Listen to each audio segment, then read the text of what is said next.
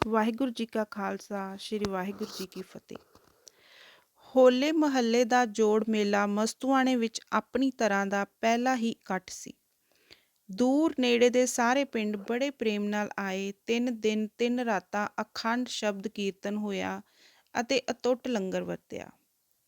ਸੰਤ ਜੀ ਮਹਾਰਾਜ ਮਾਨਾਂ ਵਾਲੇ ਤੋਂ ਹੀ ਇਹ ਮਿੱਥ ਕੇ ਆਏ ਸਨ ਕਿ ਸਰੀਰ ਦਾ ਕੁਝ ਭਰੋਸਾ ਨਹੀਂ, ਸਤਿਗੁਰ ਦੀ ਬਖਸ਼ੀ ਹੋਈ ਕਾਰ ਜਿੰਨੀ ਛੇਤੀ ਸੰਪੂਰਨ ਹੋ ਜਾਵੇ ਚੰਗਾ ਹੈ। ਇਹ ਸੰਕਲਪ ਹਿਰਦੇ ਵਿੱਚ ਦ੍ਰਿੜ ਕਰਕੇ ਮਸਤੂਆਣੇ ਦੇ ਚਿੜੇ ਵਿੱਚ ਇੱਕ ਛੱਪਰ ਹੇਠ ਆਸਣ ਲਾ ਦਿੱਤਾ, ਪਰ ਆਪਣੇ ਚਿੱਤ ਦੀ ਸਾਰੀ ਦਲੀਲ ਕਿਸੇ ਨੂੰ ਵੀ ਖੁੱਲ੍ਹ ਕੇ ਨਾ ਦੱਸੀ। ਹੋਲੇ ਮਹੱਲੇ ਦੇ ਜੋੜ ਮੇਲੇ ਮਗਰੋਂ ਕੁਝ ਚਿਰ ਤਾਂ ਜੋ ਭੇਟਾ ਆਵੇ ਉਸ ਦਾ ਕੜਾਹ ਪ੍ਰਸ਼ਾਦ ਅਤੇ ਲੰਗਰ ਸਜਾ ਕੇ ਸੰਗਤਾਂ ਵਿੱਚ ਵਰਤਾ ਦਿੰਦੇ। ਕੋਈ 400-500 ਸਾਧੂ ਅਤੇ ਪ੍ਰੇਮੀਆਂ ਦਾ ਪੱਕਾ ਸਮਾਗਮ ਬਣ ਗਿਆ। ਅੰਮ੍ਰਿਤ ਵੇਲੇ ਆਸਾ ਜੀ ਦੀ ਵਾਰ ਅਤੇ ਸ਼ਾਮ ਵੇਲੇ ਸੋਧਰ ਦੇ ਦੀਵਾਨ ਸਜਦੇ ਅਤੇ ਕੜਾਹ ਪ੍ਰਸ਼ਾਦ ਦੇ ਖੁੱਲ੍ਹੇ ਗੱਫੇ ਵਰਤਦੇ। ਇਸੇ ਤਰ੍ਹਾਂ ਕੁਝ ਦਿਨ ਬੀਤੇ। ਇੱਕ ਦਿਨ ਸੰਤ ਜੀ ਮਹਾਰਾਜ ਅੰਮ੍ਰਿਤ ਵੇਲੇ ਦੇ ਦੀਵਾਨ ਮਗਰੋਂ ਦੂਰ ਜੰਗਲ ਵਿੱਚ ਨਿਕਲ ਗਏ। ਸੰਤ ਭਾਈ ਬਿਸ਼ਨ ਸਿੰਘ ਜੀ ਅਤੇ ਸੰਤ ਭਾਈ ਗੁਲਾਬ ਸਿੰਘ ਜੀ ਨਾਲ ਸਨ।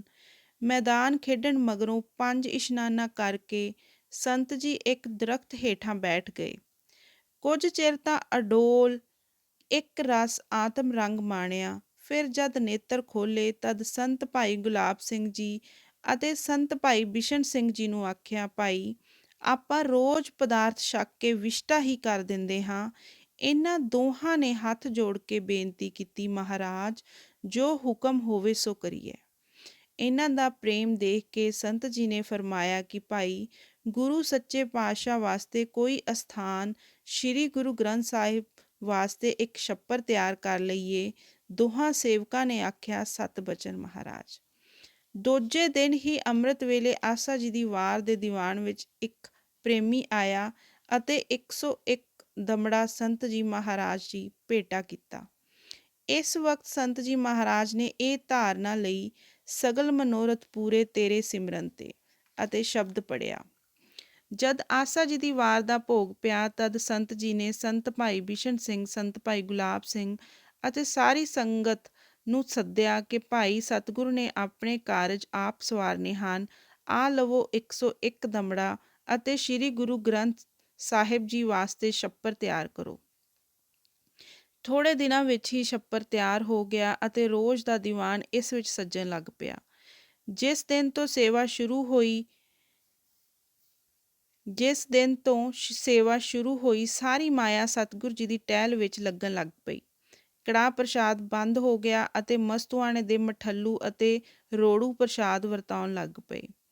ਕੁਣਕਾ ਕੜਾਹ ਪ੍ਰਸ਼ਾਦ ਖਾਣ ਵਾਲੇ ਸੱਜਣ ਹੌਲੀ ਹੌਲੀ ਖਿਸਕਣ ਲੱਗ ਪਏ ਅਤੇ 15-20 ਦਿਨਾਂ ਵਿੱਚ 500 ਤੋਂ 50-60 ਸਰੀਰ ਬਾਕੀ ਰਹਿ ਗਏ। ਹੁਣ ਸੰਤ ਜੀ ਮਹਾਰਾਜ ਨੇ ਸੇਵਾ ਦੀ ਦੂਜੀ ਪੌੜੀ ਦਾ ਆਰੰਭ ਕੀਤਾ। ਸਾਰੀ ਸੰਗਤ ਨੂੰ ਸੱਦ ਕੇ ਆਖਿਆ ਕਿ ਭਾਈ ਸਤਿਗੁਰ ਸੱਚੇ ਪਾਤਸ਼ਾਹ ਵਾਸਤੇ ਛੱਪਰ ਤਾਂ ਸ਼ੋਭਦਾ ਨਹੀਂ, ਮੰਦਰ ਸਾਹਿਬ ਪੈਣਾ ਚਾਹੀਦਾ ਹੈ।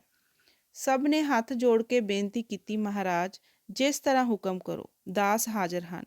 ਸੋ ਉਸੇ ਦਿਨ ਹੀ ਗੁਰਮਤਾ ਹੋ ਗਿਆ ਕਿ ਮੰਦਰ ਸਾਹਿਬ ਵਾਸਤੇ ਚੂਨੇ ਦੀ ਭੱਠੀ ਦੀ ਤਿਆਰੀ ਕੀਤੀ ਜਾਵੇ ਅਤੇ ਨਾਲ ਨਾਲ ਭੱਠੀਆਂ ਲਾ ਕੇ ਇੱਟਾਂ ਵੀ ਪਕਾਈਆਂ ਜਾਣ।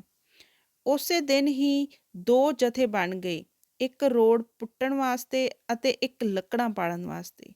ਰੋੜ ਪਟਾਉਣ ਦੀ ਸੇਵਾ ਸੰਤ ਭਾਈ ਗੁਲਾਬ ਸਿੰਘ ਜੀ ਨੇ ਲਈ ਅਤੇ ਲੱਕੜਾਂ ਪਾੜਨ ਦੀ ਸੇਵਾ ਸੰਤ ਜੀ ਮਹਾਰਾਜ ਨੇ ਖੁਦ ਲਈ। ਦੂਜੇ ਦਿਨ ਹੀ ਸੰਤ ਜੀ ਨੇ ਆਸਾ ਜੀ ਦੀ ਵਾਰ ਦਾ ਭੋਗ ਸੂਰਜ ਚੜ੍ਹਨ ਤੋਂ ਪਹਿਲਾਂ ਹੀ ਪਾ ਦਿੱਤਾ। 2 ਪ੍ਰੇਮੀਆਂ ਨੇ ਨਿੰਮ ਦਾ ਰਗੜਾ ਲਾ ਕੇ ਖੁੱਲ੍ਹਾ ਜਲ ਪਾਣੀ ਅੱਗੇ ਹੀ ਤਿਆਰ ਕੀਤਾ ਹੋਇਆ ਸੀ। ਸਭ ਨੇ ਪੰਗਤ ਲਾ ਕੇ ਬੜੇ ਪ੍ਰੇਮ ਨਾਲ ਬਾਟੇ ਭਰ ਭਰ ਕੇ ਛਕਿਆ ਅਤੇ ਜੰਗਲ ਮੈਦਾਨ ਹੋ ਕੇ ਇੱਕ ਜਥਾ ਸੰਤ ਜੀ ਮਹਾਰਾਜ ਨਾਲ ਲੱਕੜਾਂ ਪਾੜਨ ਤੇ ਲੱਗ ਗਿਆ ਤੇ ਦੂਜਾ ਜਥਾ ਸੰਤ ਭਾਈ ਗੁਲਾਬ ਸਿੰਘ ਜੀ ਨਾਲ ਰੋੜਾਂ ਦੀ ਸੇਵਾ ਵਾਸਤੇ ਚਲਾ ਗਿਆ। ਸੰਤ ਜੀ ਮਹਾਰਾਜ ਨੇ ਕਮਰ ਕੱਸਾ ਕਰ ਲਿਆ ਅਤੇ ਕੁਹਾੜਾ ਫੜ ਕੇ ਆਪ ਲੱਕੜਾਂ ਪਾੜਨ ਲੱਗ ਪਏ। ਸਾਰਾ ਦਿਨ ਅਤੁੱਟ ਸੇਵਾ ਕੀਤੀ। ਸਾਧ ਸੰਗਤ ਨੇ ਬੜੀ ਹੀ ਬੇਨਤੀ ਕੀਤੀ ਕਿ ਆਪ ਬੈਠ ਕੇ ਦਰਸ਼ਨ ਦੇਈ ਜਾਓ, ਤੁਹਾਡੇ ਦਰਸ਼ਨ ਦੇ ਉਤਸ਼ਾਹ ਨਾਲ ਅਸੀਂ ਦੂਣੀ ਸੇਵਾ ਕਰਾਂਗੇ। ਪਰ ਸੰਤ ਜੀ ਨੇ ਕਿਸੇ ਦੀ ਬੇਨਤੀ ਨਾ ਮੰਨੀ ਤੇ ਆਖਿਆ ਕਿ ਭਾਈ ਸਤਿਗੁਰ ਸੱਚੇ ਪਾਤਸ਼ਾਹ ਦੀ ਸੇਵਾ ਕਰਨ ਦਾ ਸਾਡਾ ਵੀ ਹੱਕ ਹੈ। ਦੂਜੇ ਦਿਨ ਸੰਗਤ ਦੇ ਸਾਰੇ ਸਰੀਰ ਸੰਤ ਜੀ ਮਹਾਰਾਜ ਦੇ ਚਰਨਾਂ 'ਤੇ ਢਹਿ ਪਏ ਅਤੇ ਪ੍ਰੇਮ ਦੀ ਫਾਸ ਨਾਲ ਐਸਾ ਬੰਨ੍ਹ ਲਿਆ ਕਿ ਸੰਤ ਜੀ ਮਹਾਰਾਜ ਮੰਜੀ 'ਤੇ ਬੈਠ ਕੇ ਦਰਸ਼ਨ ਦੇਣ ਲਈ ਮਜਬੂਰ ਹੋ ਗਏ। ਚੂਨੇ ਦੀ ਭੱਠੀ ਦੀ ਸੇਵਾ ਤਾਂ ਇਸ ਤਰ੍ਹਾਂ ਟੁਰ ਪਈ। ਹੁਣ ਸੰਤ ਮਹਾਰਾਜ ਨੇ ਇੱਟਾਂ ਪਕਾਉਣ ਲਈ ਇਹ ਟਕਸਾਲ ਚਲਾਈ ਕਿ ਜਿਹੜੀ ਵੀ ਭੇਟਾ ਆਵੇ ਉਹ ਇੱਟਾਂ ਲਈ ਜਮ੍ਹਾਂ ਰਹੇ।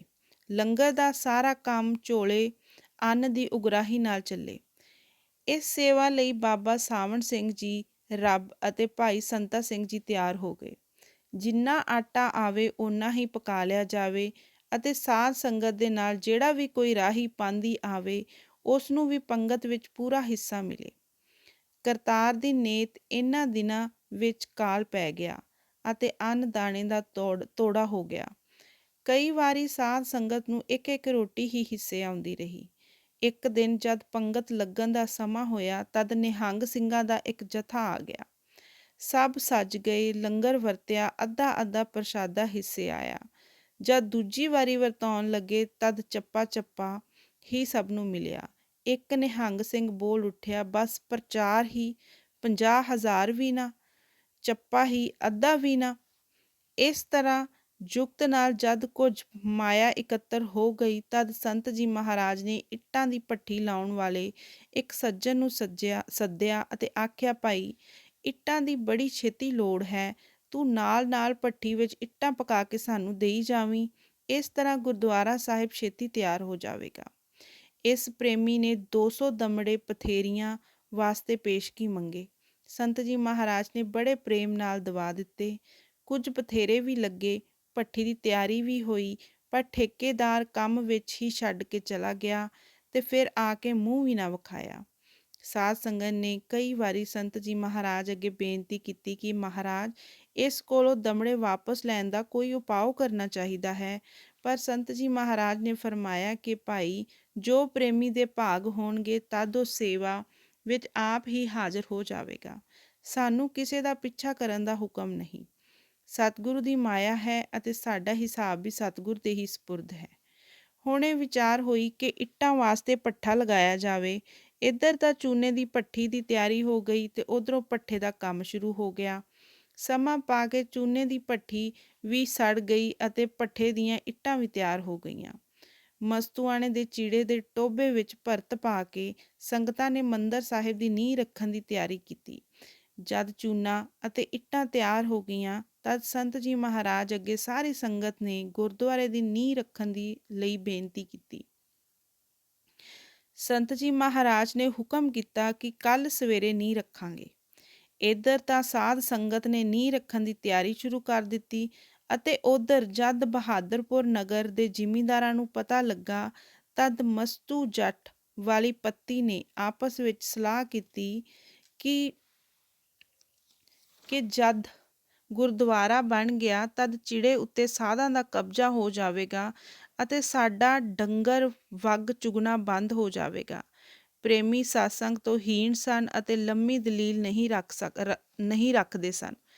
ਉਹਨਾਂ ਨੇ ਮਤਾ ਪਕਾਇਆ ਕਿ ਜਦ ਸਾਧ ਨੀਂਹ ਰੱਖਣ ਆਉਣ ਡਾਂਗ ਸੋਟੇ ਨਾਲ ਰੋਕ ਦਈਏ। ਅੰਮ੍ਰਿਤ ਵੇਲੇ ਸੰਤ ਜੀ ਮਹਾਰਾਜ ਆਪਣੇ ਨਿਤਨੇਮ ਅਨੁਸਾਰ 2 ਵਜੇ ਇਸ਼ਨਾਨ ਕਰਕੇ ਨਾਮ ਸਿਮਰਨ ਵਿੱਚ ਬੈਠ ਗਏ ਅਤੇ ਸਤਿਗੁਰੂ ਨਾਨਕ ਦੇਵ ਜੀ ਦੇ ਚਰਨਾਂ ਕਵਲਾਂ ਨਾਲ ਤਾਰ ਜੋੜ ਲਈ। ਇਸ ਸਮੇਂ ਦੇ ਜ਼ਿਮੀਂਦਾਰਾਂ ਦੇ ਦਿਲਾਂ ਦਾ ਸਾਰਾ ਨਕਸ਼ਾ ਇਹਨਾਂ ਦੇ ਸਾਹਮਣੇ ਆ ਗਿਆ। ਜਦ ਆਸਾ ਜੀ ਦੀ ਵਾਰ ਦੇ ਭੋਗ ਮਗਰੋਂ ਸੰਤ ਜੀ ਮਹਾਰਾਜ ਜਲ ਪਾਣੀ ਛਕਦੇ ਆਪਣੇ ਛੱਪਰ ਵਿੱਚ ਬੈਠੇ ਰਹਿੰਦੇ ਤਦ ਸੰਗਤ ਤੇ ਸਰੀਰ ਸੇਵਾ ਵਿੱਚ ਹਾਜ਼ਰ ਹੋਏ ਕਿ ਮਹਾਰਾਜ ਚੱਲ ਕੇ ਗੁਰਦੁਆਰਾ ਸਾਹਿਬ ਦੀ ਨੀਂਹ ਰੱਖ ਦੇਵੋ। ਸੰਤ ਜੀ ਨੇ ਫਰਮਾਇਆ ਕਿ ਤੁਸੀਂ 5 ਸਿੰਘ ਜਾ ਕੇ ਇਹ ਕਾਰਜ ਕਰ ਲਓ, ਅਸੀਂ ਤੁਹਾਡੇ ਨਾਲ ਹੀ ਹਾਂ। ਇੱਧਰ ਹੁਕਮ ਮੰਨ ਕੇ ਸੰਗਤ ਨੀਂਹ ਰੱਖਣ ਲਈ ਗਈ। ਉੱਧਰੋਂ ਮਸਤੂ ਵਾਲੀ ਪੱਤੀ ਦੇ ਜੱਟ ਡਾਂਗਾ ਸੋਟੇ ਫੜੀ ਬਹਾਦਰਪੁਰ ਤੋਂ ਆ ਗਏ ਤੇ ਧੱਕੇ ਨਾਲ ਆਖਿਆ, ਅਸਾਂ ਗੁਰਦੁਆਰੇ ਦੀ ਨੀਂਹ ਨਹੀਂ ਰੱਖਣ ਦੇਣੀ। ਸੰਗਤ ਦੇ 2 ਸਿਆਣੇ ਸਰੀਰ ਦੌੜੇ ਦੌੜੇ ਸੰਤ ਜੀ ਮਹਾਰਾਜ ਪਾਸ ਆਏ ਅਤੇ ਸਾਰੀ ਵਿਥਿਆ ਆਖ ਸੁਣਾਈ। ਸੰਤ ਜੀ ਨੇ ਹੁਕਮ ਕੀਤਾ ਕਿ ਭਾਈ ਤੁਸੀਂ ਸਾਰੇ ਦੇ ਸਾਰੇ ਚਲੇ ਆਓ, ਕਿਸੇ ਨਾਲ ਝਗੜਾ ਕਰਨ ਦੀ ਲੋੜ ਨਹੀਂ। ਵਕਤ ਆਵੇਗਾ ਕਿ ਗੁਰਦੁਆਰਾ ਸਾਹਿਬ ਅਤੇ ਸਰੋਵਰ ਸੁੱਤੇ ਸਹਿਜ ਹੀ ਇਸ ਚਿੜੇ ਵਿੱਚ ਬਣ ਜਾਣਗੇ। ਬਹਾਦਰਪੁਰ ਦੇ ਪ੍ਰੇਮੀ ਤਾਂ ਨੀਂਹ ਰੋਕ ਕੇ ਆਪਣੇ ਘਰੋਂ ਘਰੀ ਚਲੇ ਗਏ। ਇੱਧਰ ਸੰਤ ਜੀ ਮਹਾਰਾਜ ਦਾ ਚਿੱਤ ਮਸਤੂਆਣੇ ਤੋਂ ਉਪਰਾਮ ਹੋ ਗਿਆ। ਹੁਕਮ ਦੇ ਦਿੱਤਾ ਕਿ ਭਾਈ ਸਾਨੂੰ ਗੁਰਦੁਆਰੇ ਬਣਾਉਣ ਦੀ ਕੋਈ ਲੋੜ ਨਹੀਂ, ਇਹ ਸਾਰਾ ਚੂਨਾ ਕਾਂਜਲੇ ਪਹੁੰਚਾ ਦੇਵੋ। ਇਹ ਹੁਕਮ ਸੁਣ ਕੇ ਦੂਜੇ ਦਿਨ ਹੀ ਕੁਝ ਗੱਡੇ ਇੱਟਾਂ ਢੋਣ ਵਾਸਤੇ ਤਿਆਰ ਹੋ ਗਏ। ਪਰ ਕਰਤਾਰ ਦੀ ਨੀਤ ਸੀ ਸਤਿਗੁਰ ਸੱਚੇ ਪਾਤਸ਼ਾਹ ਦਾ ਗੁਰਦੁਆਰੇ ਮਸਤੂਆਣੇ ਵਿੱਚ ਹੀ ਪ੍ਰਗਟ ਹੋਣਾ ਸੀ। ਬਡਰੁੱਖਾਂ ਦੇ ਇੱਕ ਜ਼ਿਮੀਂਦਾਰ ਭਾਈ ਨੱਥਾ ਸਿੰਘ ਜੀ ਨੇ, ਜੋ ਕਿ ਧਾੜੀਵਾਲ ਪੱਤੀ ਦਾ ਨੰਬਰਦਾਰ ਸੀ, ਆਸਾ ਜੀ ਦੀ ਵਾਰ ਦੇ ਭੋਗ ਮਗਰੋਂ ਹੱਥ ਜੋੜ ਕੇ ਸੰਤ ਜੀ ਮਹਾਰਾਜ ਅੱਗੇ ਬੇਨਤੀ ਕੀਤੀ ਕਿ ਮਹਾਰਾਜ, ਨਾਲ ਦੀ ਚਿੜੀ ਜਿਹੜੀ ਬਡਰੁੱਖਾਂ ਦੀ ਜੂਹ ਵਿੱਚ ਹੈ, ਆਪ ਜੀ ਦੀ ਹੀ ਹੈ। ਆਪ ਗੁਰਦੁਆਰਾ ਸਾਹਿਬ ਦੀ ਨੀਂਹ ਉਸ ਵਿੱਚ ਰੱਖੋ। ਪਹਿਲਾਂ ਤਾਂ ਸੰਤ ਜੀ ਮਹਾਰਾਜ ਨੇ ਨਾ ਕਰ ਦਿੱਤੀ ਕਿ ਭਾਈ ਸਾਨੂੰ ਗੁਰਦੁਆਰਾ ਬਣਾਉਣ ਦੀ ਲੋੜ ਨਹੀਂ, ਨਿਰਵਿਰਤੀ ਵਿੱਚ ਹੀ ਸੁੱਖ ਹੈ, ਨਾਲੇ ਤੁਸੀਂ ਵੀ ਫਿਰ ਕੱਲ੍ਹ ਨੂੰ ਰੋਕਣ ਆ ਜਾਓਗੇ। ਪਰ ਜਦ ਪ੍ਰੇਮੀ ਬਹੁਤ ਖਹਿੜੇ ਪੈ ਗਿਆ ਕਿ ਨਹੀਂ ਮਹਾਰਾਜ, ਗੁਰਦੁਆਰਾ ਜ਼ਰੂਰ ਸਾਡੀ ਜ਼ਮੀਨ ਵਿੱਚ ਹੀ ਬਣਾਓ, ਤਦ ਸੰਤ ਜੀ ਮਹਾਰਾਜ ਨੇ ਫਰਮਾਇਆ ਕਿ ਚੰਗਾ ਭਾਈ, ਜੇਕਰ ਤੁਸੀਂ ਆਪਣੀ ਜ਼ਮੀਨ ਵਿੱਚ ਮੰਦਰ ਸਾਹਿਬ ਬਣਵਾਉਣਾ ਚਾਹੁੰਦੇ ਹੋ, ਤਦ ਕੱਲ੍ਹ ਸਮੇਤ ਸਾਰੇ ਪਰਿਵਾਰ, ਮਾਈ ਭਾਈ ਬੁੱਢੇ ਲੈ ਕੇ ਬੱਚੇ ਤਿੱਕਰ ਆਸਾ ਜੀ ਦੀ ਵਾਰ ਦੇ ਦੀਵਾਨ ਵਿੱਚ ਆਓ ਅਤੇ ਸਾਰੇ ਪ੍ਰੇਮ ਨਾਲ ਜ਼ਮੀਨ ਅਰਦਾਸ ਕਰਾਓ। ਫਿਰ ਅਸੀਂ ਗੁਰਦੁਆਰੇ ਦੀ ਕਾਰ ਤੁਹਾਡੀ ਧਰਤੀ ਵਿੱਚ ਸ਼ੁਰੂ ਕਰਾਂਗੇ। ਇਹ ਹੁਕਮ ਸੁਣ ਕੇ ਭਾਈ ਨੱਥਾ ਸਿੰਘ ਜੀ ਨੇ ਆਖਿਆ, ਸਤ ਬਚਨ। ਪ੍ਰੇਮੀ ਦਾ ਪ੍ਰੇਮ ਦੇਖ ਕੇ ਸੰਤ ਜੀ ਨੇ ਇੱਟਾਂ ਢੋਣ ਵਾਲੇ ਗੱਡੇ ਰੋਕ ਦਿੱਤੇ।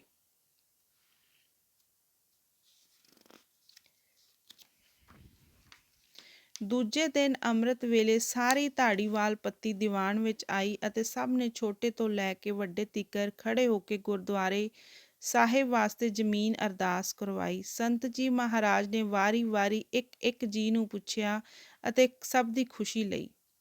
ਸੰਤ ਜੀ ਮਹਾਰਾਜ ਨੂੰ ਪਤਾ ਲੱਗਾ ਕਿ ਬਡਰੁੱਖੇ ਨਗਰ ਦਾ ਇੱਕ ਮਿਸਤਰੀ ਗੁੱਜਰ ਸਿੰਘ ਬਰਮਾ ਤੋਂ ਮਿਸਤਰੀ ਦਾ ਕੰਮ ਕਰਦਾ ਪਿੰਡ ਆਇਆ ਹੈ।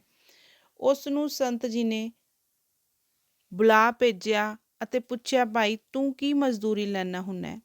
ਉਸਨੇ ਕਿਹਾ, ਮਹਾਰਾਜ 8 ਆਨੇ। ਸੰਤ ਜੀ ਨੇ ਆਖਿਆ ਕਿ ਭਾਈ ਮਜ਼ਦੂਰੀ ਤੈਨੂੰ ਪੂਰੀ ਮਿਲੇਗੀ, ਪਰ ਗੁਰੂ ਦਾ ਕੰਮ ਜਾਣ ਕੇ ਤਨ ਮਨ ਨਾਲ ਸੇਵਾ ਕਰਨੀ। ਉਸ ਵੇਲੇ ਗੁਰਦੁਆਰਾ ਸਾਹਿਬ ਦੇ ਨਿਸ਼ਾਨ ਧਰਤੀ ਤੇ ਲਾਏ ਗਏ ਅਤੇ ਨੀਂਹ ਰੱਖਣ ਦੀ ਤਿਆਰੀ ਹੋ ਗਈ।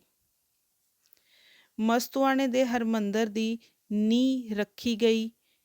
ਜਿਸ ਦਿਨ ਸੰਤ ਜੀ ਮਹਾਰਾਜ ਨੇ ਆਸਾ ਜੀ ਦੀ ਵਾਰ ਦਾ ਦੀਵਾਨ ਗੁਰਦੁਆਰੇ ਸਾਹਿਬ ਵਾਲੇ ਨਿਯਤ ਅਸਥਾਨ ਕੋਲ ਖੁੱਲ੍ਹੇ ਮੈਦਾਨ ਵਿੱਚ ਲਾਇਆ ਅਤੇ ਸੂਰਜ ਚੜ੍ਹਨ ਤੋਂ ਪਹਿਲਾਂ ਹੀ ਭੋਗ ਪਾ ਦਿੱਤਾ।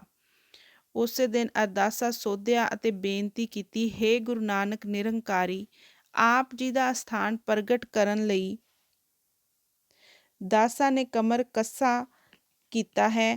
ਆਪ ਆਪਣਾ ਕਾਰਜ ਆਪ ਸਵਾਰ ਲੈਣਾ। ਆਪ ਨੇ ਆਪਣੀ ਮਿਹਰ ਕਰਕੇ ਆਪਣੇ ਕਾਰਜ ਨੂੰ ਆਪ ਸੰਪੂਰਨ ਕਰ ਲੈਣਾ। ਦਾਸ ਕੀ ਕਰ ਸਕਦੇ ਹਨ? ਕਿਰਪਾ ਕਰਕੇ ਆਪਣੇ ਬਿਰਧ ਬਾਣੇ ਦੀ ਲਾਜ ਰੱਖਣਾ। ਇਸ ਕਲੂ ਕਾਲ ਦੇ ਭਿਆਨਕ ਸਮੇਂ ਵਿੱਚ ਇਸ ਕਾਰਜ ਨੂੰ ਸਫਲਤਾ ਬਖਸ਼ਣੀ। ਅਰਦਾਸਾ ਸੋਧਣ ਮਗਰੋਂ ਸੰਤ ਜੀ ਨੇ ਭਾਈ ਗੁੱਜਰ ਸਿੰਘ ਮਿਸਤਰੀ ਨੂੰ, ਜੋ ਕਿ ਅੰਮ੍ਰਿਤ ਵੇਲੇ ਤੋਂ ਹੀ ਦੀਵਾਨ ਵਿੱਚ ਹਾਜ਼ਰ ਸੀ, ਨਾਲ ਲਿਆ। ਮਿਸਤਰੀ ਨੇ ਕਰੰਡੀ ਨਾਲ ਚੂਨਾ ਵਿਛਾਇਆ ਅਤੇ ਐਨ ਸੂਰਜ ਨਿਕਲਣ ਸਮੇਂ ਸੰਤ ਜੀ ਮਹਾਰਾਜ ਨੇ ਆਪਣੀ ਹੱਥੀਂ 5 ਇੱਟਾਂ ਨੀਂਹ ਵਿੱਚ ਟਿਕਾ ਦਿੱਤੀਆਂ।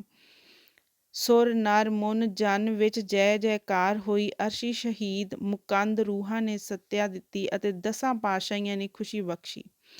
ਹੁਣ ਸਾਰੀ ਸੰਗਤ ਨੇ ਜਲ ਪਾਣੀ ਛਕਿਆ ਅਤੇ ਛੇਤੀ ਬਾਹਰੋਂ ਹੋ ਕੇ ਆ ਗਏ। ਕੁਝ ਸਿੰਘ ਤਾਂ ਭਾਈ ਗੁੱਜਰ ਸਿੰਘ ਮਿਸਤਰੀ ਨਾਲ ਇੱਟਾਂ ਚੂਨਾ ਪਹੁੰਚਾਉਣ ਤੇ ਲੱਗ ਪਏ, ਬਾਕੀ ਆਪਣੀ ਆਪਣੀ ਸੇਵਾ ਵਿੱਚ ਹਾਜ਼ਰ ਹੋ ਗਏ। ਸ਼ਾਮ ਤੀਕਰ ਮਿਸਤਰੀ ਨੇ ਨੀਂਹ ਰੱਖਣ ਵਾਲੀ ਥਾਂ ਦੇ ਅਸਾਰ ਜ਼ਮੀਨ ਤੀਕਰ ਭਰ ਦਿੱਤੇ ਅਤੇ ਰਾਤ ਨੂੰ ਆਪਣੇ ਜੁੱਟ ਸਮੇਤ ਬਡਰੁੱਖੇ ਜਾ ਬਰਾਜਿਆ। ਜਦ ਇਹ ਆਪਣੇ ਨਗਰ ਅੱਪੜੇ, ਤਦ ਪਿੰਡ ਦੇ ਬਹੁਤ ਸਾਰੇ ਪ੍ਰੇਮੀ ਇਹਨਾਂ ਦੇ ਦੁਆਲੇ ਆ ਇਕੱਠੇ ਹੋਏ ਤੇ ਨੀਂਹ ਰੱਖਣ ਦੀ ਗੱਲਬਾਤ ਚਲਾਈ। ਮਿਸਤਰੀ ਬੜੇ ਪ੍ਰੇਮ ਨਾਲ ਜਵਾਬ ਦਿੰਦਾ ਰਿਹਾ। ਇੰਨੇ ਚਿਰ ਵਿੱਚ ਇੱਕ ਬ੍ਰਾਹਮਣ ਆ ਗਿਆ ਅਤੇ ਆਉਂਦਿਆਂ ਹੀ ਬੋਲ ਉੱਠਿਆ, ਤੁਹਾਡੇ ਸੰਤਾਂ ਨੇ ਕੀ ਨੀਂਹ ਰੱਖੀ ਹੈ? ਨਾ ਕੋਈ ਮੁਹੂਰਤ ਸੁਧਾਇਆ ਅਤੇ ਨਾ ਹੀ ਕੋਈ ਨਛੱਤਰ ਦੇਖਿਆ। ਮਿਸਤਰੀ ਗੁੱਜਰ ਸਿੰਘ ਨੇ ਬੜੇ ਪ੍ਰੇਮ ਨਾਲ ਆਖਿਆ, ਮਿਸਰ ਜੀ, ਸੰਤਾਂ ਦੀ ਮਹਿਮਾ ਤਾਂ ਵੇਦ ਵੀ ਨਹੀਂ ਜਾਣਦੇ। ਤੁਸੀਂ ਪਹਿਲਾਂ ਨੀਂਹ ਰੱਖਣ ਦਾ ਵੇਲਾ ਮੇਰੇ ਕੋਲੋਂ ਪੁੱਛ ਤਾਂ ਲਵੋ, ਫਿਰ ਆਪਣੀ ਪੱਤਰੀ ਸੋਧ ਵਿਚਾਰ ਲੈਣੀ। ਵਿਚਾਰ ਕੀਤੇ ਬਗੈਰ ਮਹਾਂਪੁਰਖਾਂ ਦੇ ਕੀਤੇ 'ਤੇ ਟੋਕ ਕਰਨੀ ਚੰਗੀ ਨਹੀਂ।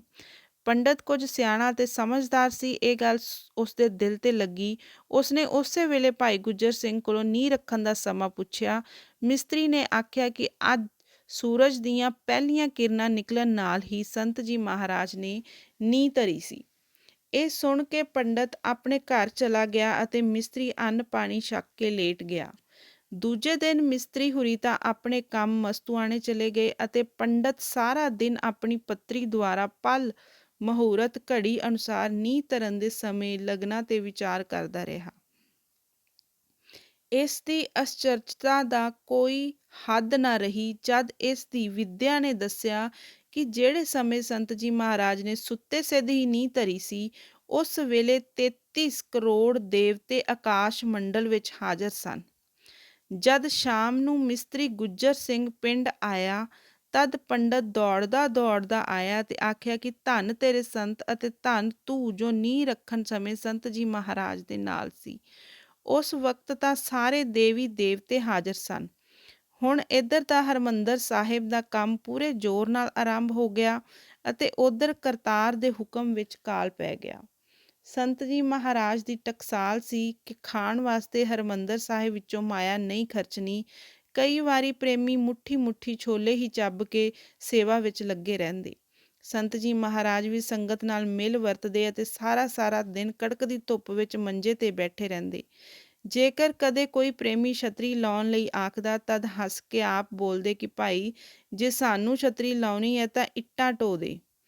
ਇਸ ਬਿਖੜੇ ਸਮੇਂ ਵਿੱਚ ਕਈ ਸੇਵਕਾਂ ਨੇ ਆਪਣੇ ਸਰੀਰ ਗਹਿਣੇ ਧਰ ਕੇ ਵੀ ਹਰਿਮੰਦਰ ਸਾਹਿਬ ਦੀ ਸੇਵਾ ਕੀਤੀ। 2 ਸਾਲ ਦੇ ਕਰੀਬ ਸੰਤ ਜੀ ਮਹਾਰਾਜ ਗੁਰਸਾਗਰ ਮਸਤੂਆਣੇ ਤੋਂ ਨਹੀਂ ਹਿੱਲੇ।